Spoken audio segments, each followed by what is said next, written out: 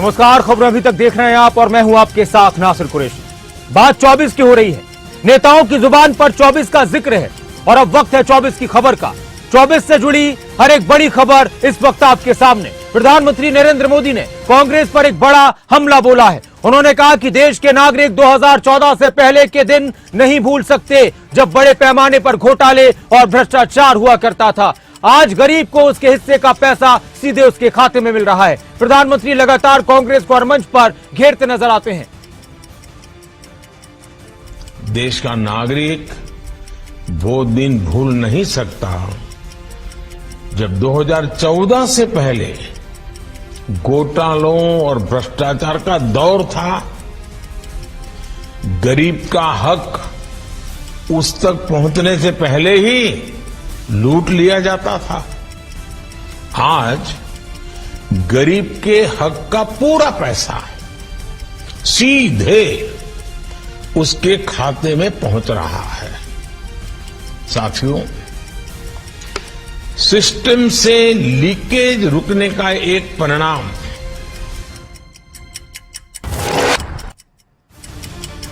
24 पर नजर। 24 की खबर। 2024 के चुनाव को लेकर हर तरफ इस वक्त शोर शराबा है। नेताओं की जुबान पर जहां एक दूसरे को लेकर वार पलटवार है, तो वहीं सरकारी योजनाओं को लेकर चर्चाएं भी हैं। बीजेपी लगातार अपनी पार्टी की तरफ से और सरकार की तरफ से लगातार जो भी योजनाएं चलाई जा रही हैं उसकी तारीफ कर रही है।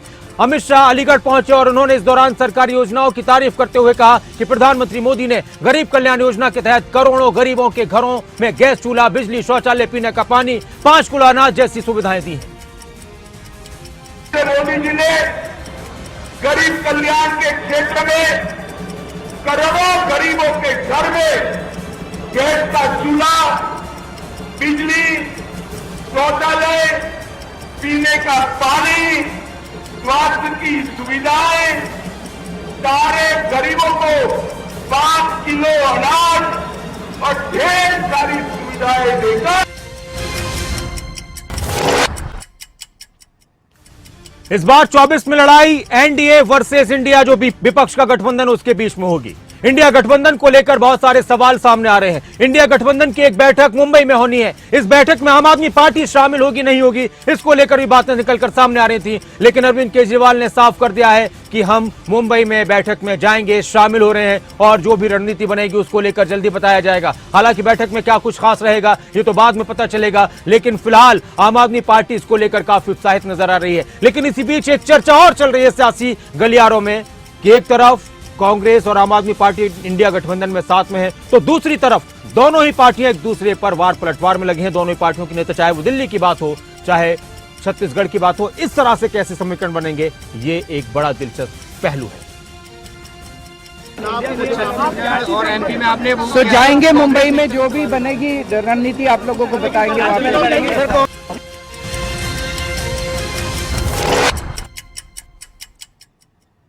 और जब तक चुनाव 24 की बात होती रहेगी तब तक सियासी वार पलटवार होते रहेंगे।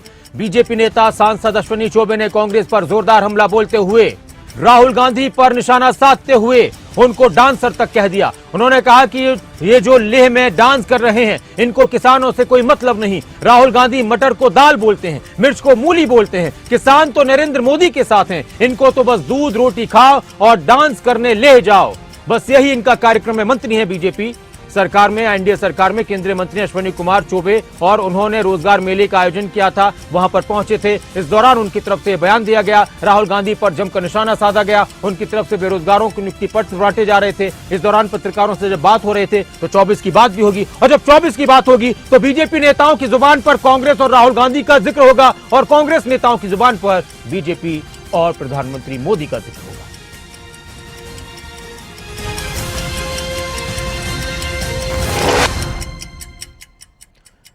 तो उत्तराखंड के पूर्व मुख्यमंत्री हरीश रावत ने सांसद केंद्रीय मंत्री अश्विनी चौबे के बयान पर पलटवार किया। उन्होंने कहा कि राहुल गांधी अगर नृत्य करेंगे तो इसका मतलब है 2024 में एनडीए का सफाया।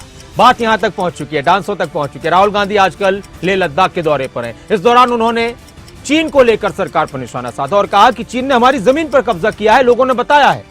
लेकिन प्रधानमंत्री ने कहा कि हमारी 1 इंच जमीन भी चीन ने नहीं ली है। इसको लेकर लगातार बयानबाजी का दौर है। राहुल गांधी के दौरे को लेकर बीजेपी नेताओं की तरफ से उन पर निशाना साधा जा रहा है, और तो वहीं दूसरी तरफ बीजेपी नेताओं के बयानों पर पलटवार कांग्रेस नेता कर रहे हैं। अश्विनी चौबे जी मुंह पक्का रोग के शिकार है। फिर भगवान शिव जब नर्तन करते हैं तो सृष्टि के जो दुष्ट आत्माएं होती हैं वो दुखी होती हैं। चुनाव की बात हो, 24 की बात हो, हरियाणा की बात हो या फिर देश की बात हो, हरियाणा के गृह मंत्री अनिल विज अपने बयानों को लेकर हमेशा सुर्खियों में रहते हैं। अपने बयानों के लिए बेबाक तरीके से उनकी पहचान होती है। अपने बयानों से चर्चा में रहने वाले हरियाणा के गृह मंत्री अनिल विज ने राहुल गांधी की लेह यात्रा पर भी बयान दिया और कहा कि राहुल गांधी तो लेह में वह जगह देखने गए थे जहां 3 इडियट जाकर बैठे थे। राहुल गांधी लेह में वहां गए थे जहां 3 इडियट जो मूवी थी वो जाकर बैठे थे। विज ने कहा कि राहुल ऐसी जगहों की तलाश में रहते हैं। राहुल गांधी पर बीजेपी के नेताओं की तरफ से चौतरफा हमला किया जा रहा है। राहुल गांधी तो लेह में वो जगह देखने गए थे जहाँ पर 3 इडियट फिल्म्स के 3 इडियट जाके बैठे थे, वो झील के किनारे। वो जगह देखने गए थे क्योंकि वो ऐसी जगह ढूंढते रहते। राहुल गांधी तो लेह में वो जगह देखने गए थे। अनिल विज को आपने सुना, वो कह रहे थे कि राहुल गांधी तो लेह में वो जगह देखने गए थे जहां 3 इडियट्स बैठे थे। तो वहीं लोक जनशक्ति पार्टी के अध्यक्ष और सांसद चिराग पासवान ने भी राहुल गांधी पर बयान दिया और कहा कि राहुल गांधी को पीएम मोदी का सामना करने के लिए भी बहुत वक्त चाहिए। इंडिया गठबंधन पर भी उन्होंने बड़ा बयान दिया और कहा कि ये ऐसा गठबंधन है जो हर बार बनने से पहले बिखर जाता है, और ऐसा ही कुछ दिल्ली में भी देखने को मिल रहा है जहां आप और कांग्रेस नेता एक दूसरे के खिलाफ जमकर बयानबाजी कर रहे हैं।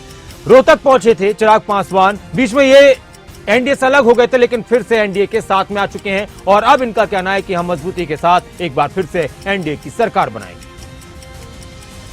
तो ये जो विपक्षी दलों का गठबंधन है, ये एक ऐसा भानुमति का कुंभा है जो हर बार बनने से पहले ही बिखर जाता है। अभी भी दिल्ली में आप देख लें, आम आदमी पार्टी और कांग्रेस में जो खींचातानी चल रही है बयानों को लेकर, ये दर्शाता है कि चुनाव तक ये लोग एक साथ नहीं रह पाए। तो ये जो विपक्षी दलों का गठबंधन है, ये एक ऐसा भानुमति का कुंभा है जो हर बार बनने से पहले ही बिखर।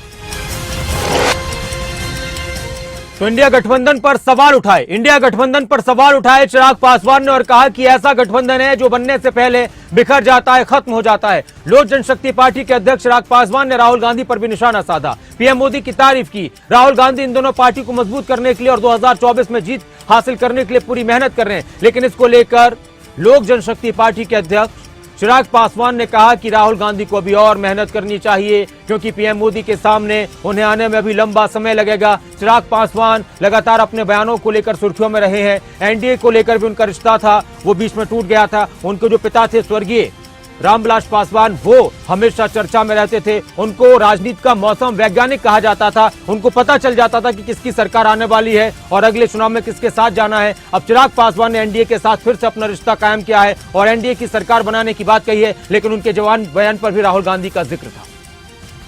मेहनत करें पर हमारे प्रधानमंत्री जी के सामने अभी लंबा समय लगेगा।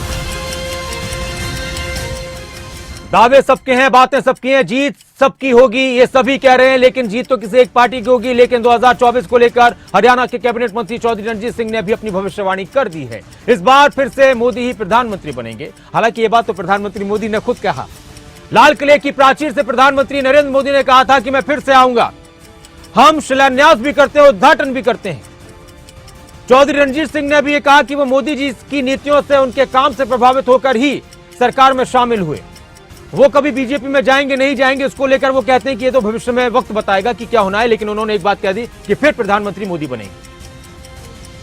मोदी जी का आप ये देखें कि आज तक कोई भी आदमी तीसरी बार प्राइम मिनिस्टर नहीं बन रहा।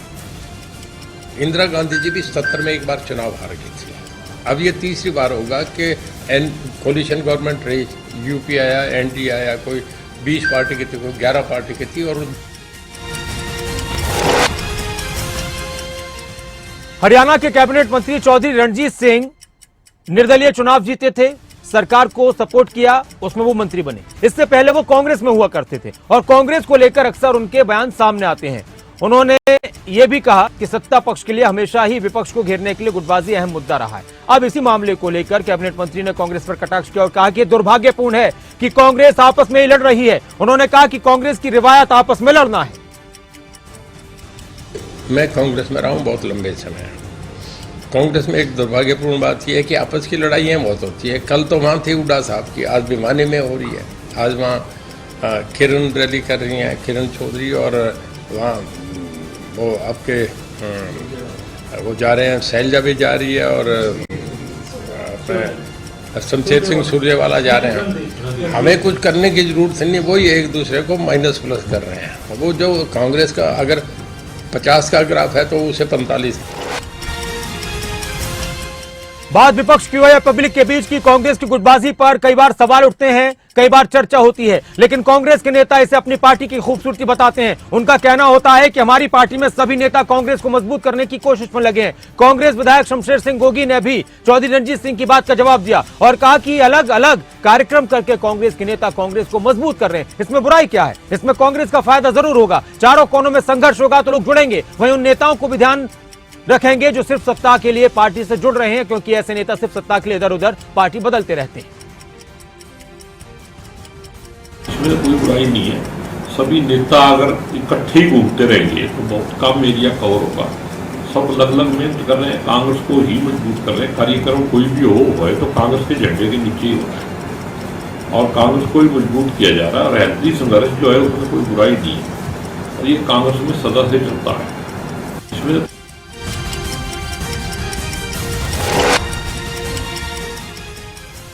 किरण चौधरी हरियाणा कांग्रेस की वरिष्ठ नेता हैं। वो भी अपने बयानों को लेकर चर्चा में रहती हैं। अब 24 की बात हो रही है तो उनकी जुबान पर उनकी बेटी श्रुति चौधरी का नाम है। उन्होंने पहले ही ऐलान कर दिया है कि यहां से यानी भिवानी महेंद्रगढ़ से मेरी बेटी श्रुति चौधरी चुनाव लड़ेंगी। श्रुति चौधरी भिवानी महेंद्रगढ़ से पहले भी सांसद रह चुकी हैं। किरण चौधरी, कुमारी सैलजा, रणदीप सुरजेवाला आजकल इकट्ठे होकर एक प्रोग्राम भी कर रहे हैं। लगातार वो लोगों के बीच जा रहे हैं, सरकार को घेरने की कोशिश कर रहे हैं। उनकी इस जोड़ी को एसआर के कहा गया है। जो तीनों नेता हैं इनको एसआर के कहा गया है। किरण चौधरी ने एक और बार फिर कहा कि इस बार भिवानी में श्रुति चौधरी सांसद बनेगी और सरकार को हटाया जाएगा। बीजेपी सरकार पर भी उन्होंने जमकर निशाना साधा। उन्होंने कहा कि इस बार विधानसभा में कई मुद्दे उठाए जाएंगे, सरकार को घेरा जाएगा। इस सरकार ने किसी के लिए कुछ काम नहीं किया। आने वाले समय में बदलाव की आवाज उठा दी और आने वाले समय में श्रुति चौधरी भारी बहुमत से यहां से एमपी का चुनाव जीत।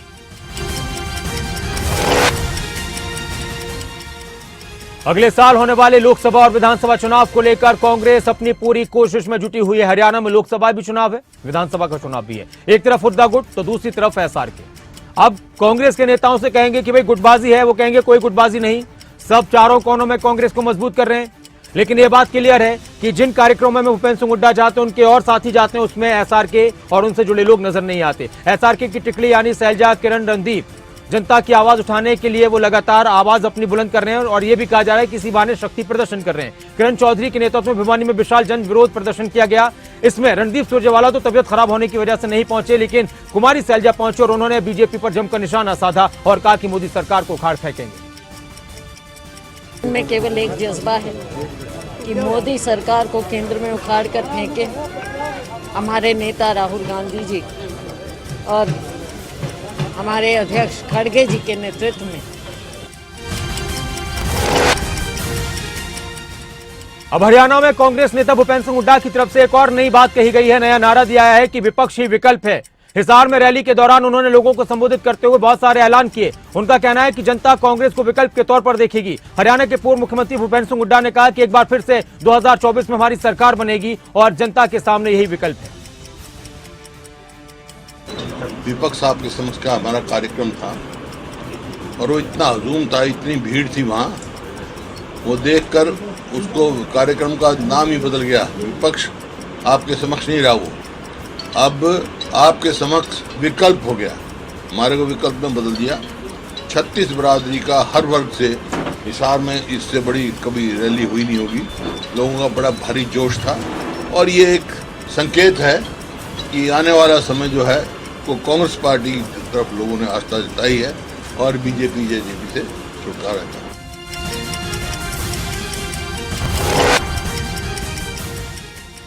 बात किसानों की हो तो हरियाणा में बहुत सारे मुद्दे उठते हैं। मेरी फसल मेरा ब्यौरा पोर्टल की भी लगातार उसको लेकर सवाल उठते रहे, लेकिन कंवरपाल गुर्जर जो हरियाणा में कैबिनेट मंत्री उन्होंने तारीफ की। उन्होंने कहा कि पोर्टल से किसानों को फायदा हुआ है, लेकिन मुझे समझ नहीं आता कि भूपेंद्र सिंह हुड्डा को इससे क्या समस्या है। कंवरपाल गुर्जर ने विपक्ष पर जमकर निशाना साधा और समस्या की बात भी कर दी कि उनको पोर्टल से क्या समस्या है।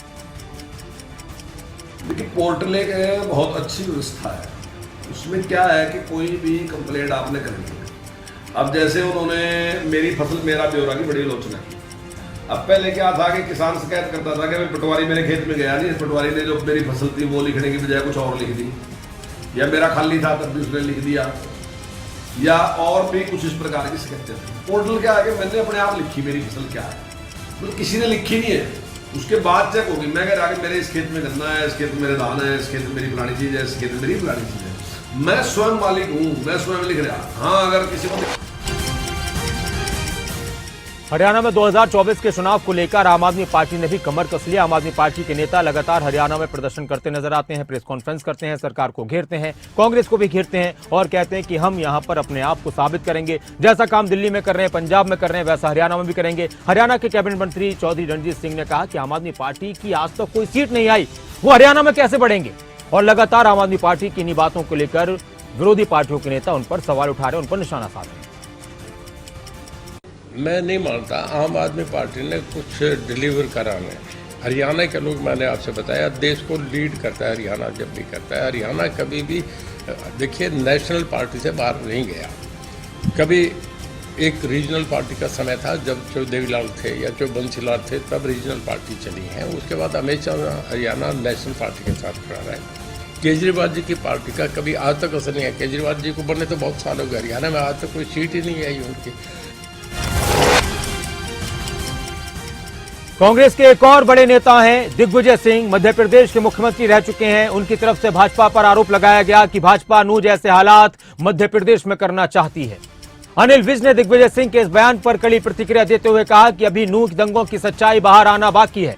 अनिल विज ने कहा कि विश्व हिंदू परिषद कोई कार्यक्रम करेगी तो बीजेपी दंगा क्यों करवाएगी, दंगा तो कोई और करवाएगा, जिसे बेनकाब मैं करूंगा और फिर कांग्रेस से सवाल पूछूंगा।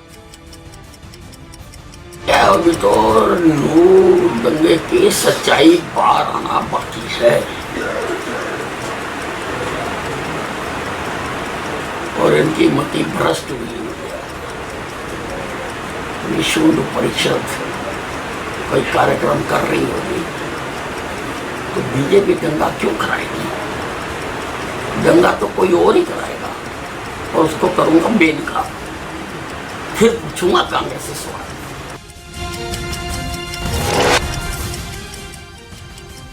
24 में जहां बहुत सी बातों की चर्चा होगी तो हरियाणा में बीजेपी जेजेपी गठबंधन को लेकर बहुत चर्चा होगी। हरियाणा के पूर्व मुख्यमंत्री भूपेंद्र सिंह हुड्डा ने जेजेपी बीजेपी गठबंधन पर निशाना साधा और कहा कि 9 साल में हरियाणा में कोई विकास कार्य नहीं हुआ। आज जो वादे किए गए हैं और जो वादे किए गए थे वो भी पूरे नहीं हुए, इस वजह से जनता परेशान है। हम आएंगे तो हर एक वादा पूरा करेंगे। हुड्डा ने हिसार में भी बहुत सारी बातों का जिक्र किया था। उन्होंने कहा कि हमारी तरफ से जो घोषणाएं की जाएंगी हर एक घोषणा पूरी की जाएगी।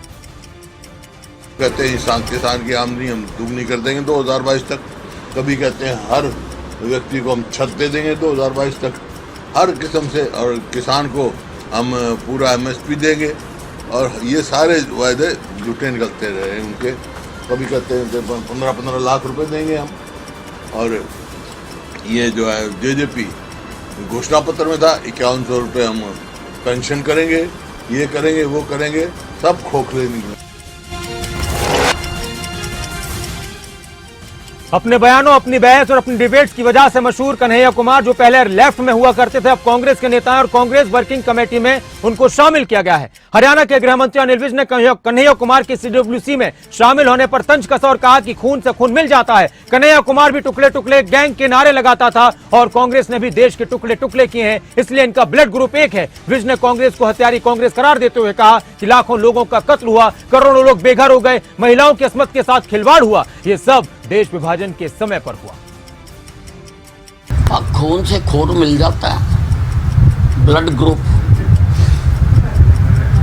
कन्हैया कुमार का जो टुकड़े टुकड़े होंगे के नारे लगाता था, और कांग्रेस का ब्लड ग्रुप है क्या? इन्होंने तो देश के टुकड़े करे। ये तो हथियारी कांग्रेस है।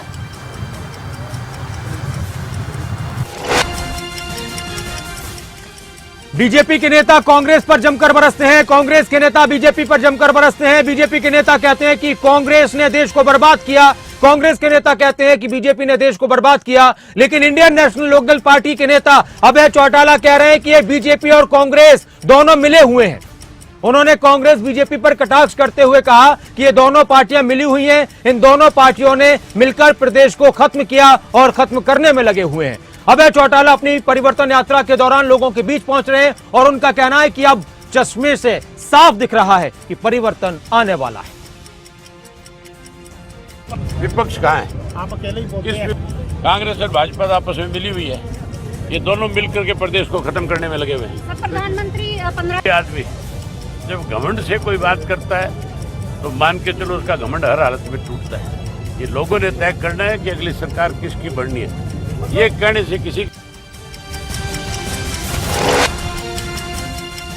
विधानसभा का मानसून सत्र शुरू होने वाला है, इसको लेकर सभी विपक्षी विधायक भी तैयारी में जुट चुके हैं। किस तरीके से सरकार को घेरना है, इसको लेकर लगातार चर्चाएं चल रही हैं, रणनीतियां बन रही हैं। कांग्रेस के विधायक असम से कांग्रेस विधायक शमशेर सिंह गोगी ने सरकार पर निशाना साधा और कहा कि नूह में जो हिंसा हुई वो या तो सरकार की मर्जी से हुआ और सरकार की इस मामले में बड़ी नाकामी है। नाकामी तो है ही, क्योंकि उन्होंने कुछ भी ध्यान नहीं दिया। वहां पर इतना बड़ा विवाद कैसे हो गया, इसको लेकर विधानसभा में सरकार को घेरेंगे, उनसे जवाब मांगेंगे। इस बार दो मुद्दे बहुत बड़े हैं। नूह की जो हिंसा का घटना है और एक फ्लड जो आया है, इन दोनों बातों पे बात होगी। और सबसे बड़ी बात तो लैंड ऑर्डर, क्योंकि सरकार नाम की कोई चीज नहीं है। जिसका जो दिल करता है, एक नागरिक अपने हाथ में कानून लेके दूसरे नागरिकों को कह रहा है कि आप यहाँ से छोड़ के चले जाओ, इनको ये आने। सियासी गलियारों में नूह हिंसा का मामला अभी भी गरमाया हुआ है और सरकार को विपक्ष की तरफ से घेरने का कोई मौका मिलता है तो जरूर उनको घेरा जाता है। इसी को लेकर हरियाणा के नेता प्रतिपक्ष भूपेंद्र सिंह हुड्डा का एक और बयान सामने आया। उन्होंने इसको लेकर सरकार पर हमला बोलते हुए कहा नूह हिंसा के मामले पर कि नूह में हुई हिंसा सरकार की विफलता है। इससे पहले भी उन्होंने कहा कि यह सरकार की नाकामी है और सरकार ने अपनी नाकामी अभी भी छुपाने की कोशिश की है। लगातार विपक्ष की तरफ से सरकार को लेकर नूह हिंसा पर सवाल उठाए जा रहे हैं। तो वहीं हरियाणा के गृह मंत्री अनिल विज कह रहे हैं कि अगर नूह हिंसा का सच सामने आ गया तो भूपेंद्र सिंह हुड्डा को छुपने की जगह नहीं मिलेगी। तू यात्रा निकाल ले, कोई यात्रा निकाल ले, लेकिन जो सरकार को काम करना चाहिए वो करना चाहिए। वहाँ भाईचारा मजबूत है, वहाँ स्थायी तौर पर कोई आपस में नहीं है। कभी 47 में नहीं हुआ, वहाँ 92 में नहीं हुआ, तो कोई ये नहीं है। ये तो वहाँ पर सरकार ने जो है जो प्रिवेंटिव कदम उठाने चाहिए, जबकि पहले ये सोशल मीडिया पर चल रहा था, ऐसा अंदेशा हो रहा था कि भाई यहाँ कुछ ऐसा हो सकता है। लोकसभा चुनाव नजदीक है, 2024 में लोकसभा का चुनाव नजदीक है। उत्तराखंड में भी नेता अपने दावे कर रहे हैं। बीजेपी कह रहे हैं कि सब सीटें फिर जीतेंगे, कांग्रेस कह रहे हैं कि इस बार हम जीतेंगे।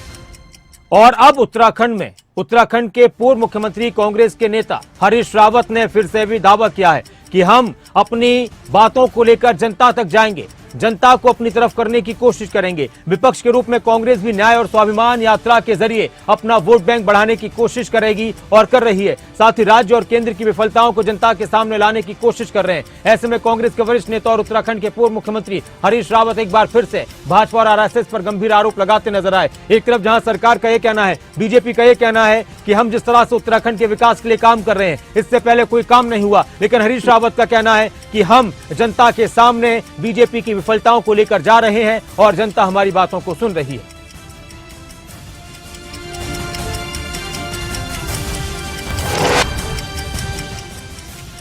बीजेपी के राष्ट्रीय महासचिव तरुण चुग ने राजस्थान के मुख्यमंत्री अशोक गहलोत पर निशाना साधते हुए कहा कि राजस्थान की जनता त्राही कर रही है और बदलाव चाहती है। वहां की जनता बीजेपी को आशा की निगाह से देख रही है कि वो राजस्थान को इस रावण राज से मुक्ति दिलाएं। वो दिन दूर नहीं जब गहलोत साहब को जनता बाय बाय करेगी। राजस्थान में चुनाव को लेकर सरगर्मियां तेज हो चुकी हैं। बीजेपी और कांग्रेस की तरफ से अपने अपने दावे किए जा रहे हैं। राजस्थान की जनता त्राही कर रही है, बदलाव चाहती है और राजस्थान की बीजेपी की तरफ आशा की निगाह से देखेंगे कि वो इस कुराज से, रावण राज से मुक्ति दिलाए। वो दिन दूर नहीं जब गहलोत साहब को जनता की बाय बाय, जनता का थैंक यू पोलिंग बूथ से दिखेगा। खबरों का सिलसिला लगातार जारी है। आप बने रहें खबरें अभी तक के साथ। एक छोटे से ब्रेक के बाद जल्द लौटते हैं।